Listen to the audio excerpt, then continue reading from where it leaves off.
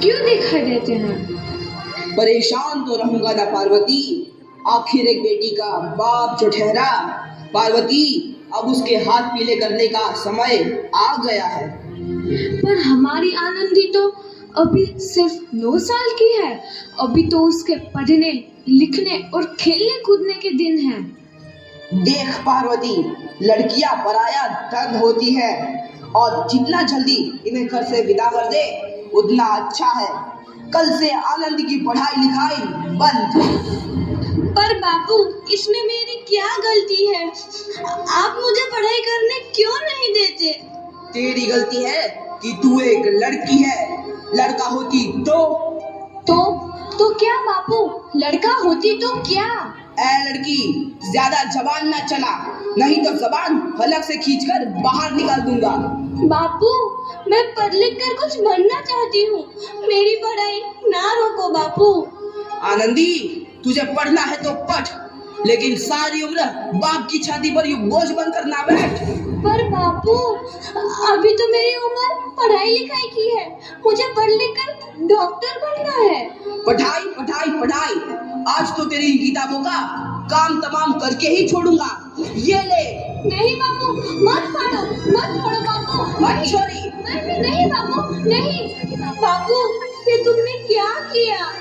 तुमने मेरी इन किताबों को ही नहीं फाड़ा बापू, मेरी किस्मत फाड़ दी, मेरी किस्मत। ये कापी किताबें ना सिर्फ छोरों के हाथ में अच्छी लगती है, लड़कियों के हाथ में तो सिर्फ मेहंदी अच्छी लगती है, मेहंदी।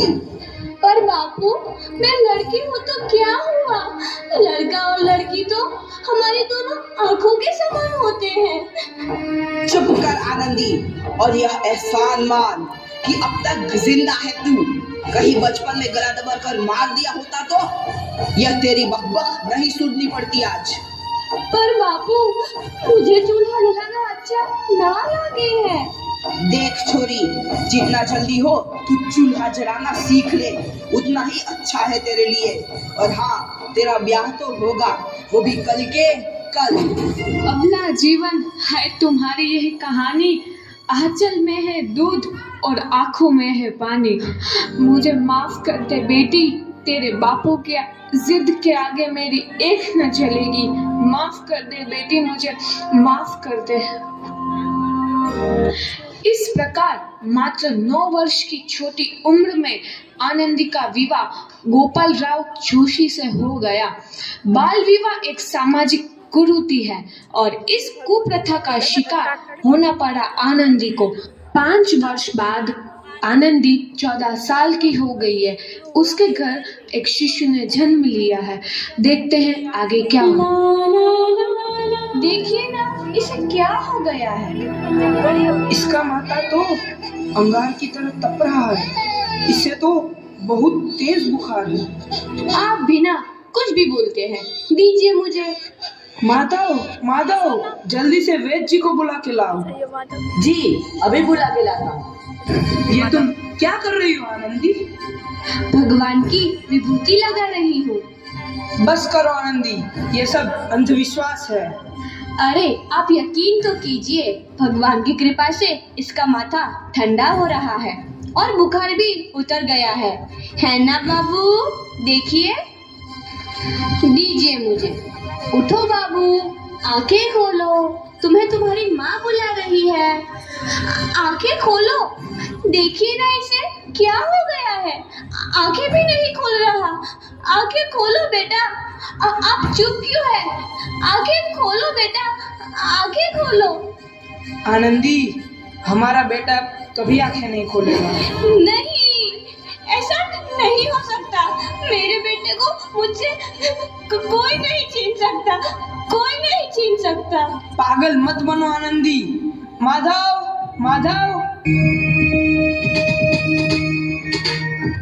आनंदी, बंद करो ये पागलपन। भगवान ने मेरा बच्चा छीन लिया। भगवान ने नहीं, तुम्हारी अशिक्षा और अंधविश्वास ने तुम्हारा बच्चा छीना है। अगर तुम पढ़ी लिखी होती तो आज हमारा शिशु जीवित होता। तुम अनपढ़ थी आनंदी, अनपढ़। नहीं, अब मैं अनपढ़ नहीं रहूंगी मैं अनपढ़। मैं पढ़ूंगी, ताकि कल किसी और आनंदी को इलाज के अभाव में अपना बच्चा ना खोना पड़े। शाबाश आनंदी, और यही तुम्हारे अपराध के लिए प्रायश्चित भी है। जब से बिखर तू है नदी। आनंदी, तुम्हारी 12वीं का परिणाम आ गया है। तुमने पूरे कॉलेज में प्रथम स्थान अर्जित किया है। दिल खुश जहां आनंदी, तुम्हारी मेहनत रंग लाई है। तुम्हें शिक्षा वृत्ति मिली है। ये लो तुम्हारे अमेरिका जाने की टिकट। मुझे शिक्षा वृत्ति मिल गई, मैं अमेरिका जा रही हूँ। पर ये सब मैं अकेले कैसे कर पाऊंगी? आनंदी, अपना आप को इतना कमजोर क्यों समझ रही हो? फिर इतना पढ़ने लिखने का क्या फायदा? तुम अभी गंवार की गवार नहीं हूँ मैं अब गवार।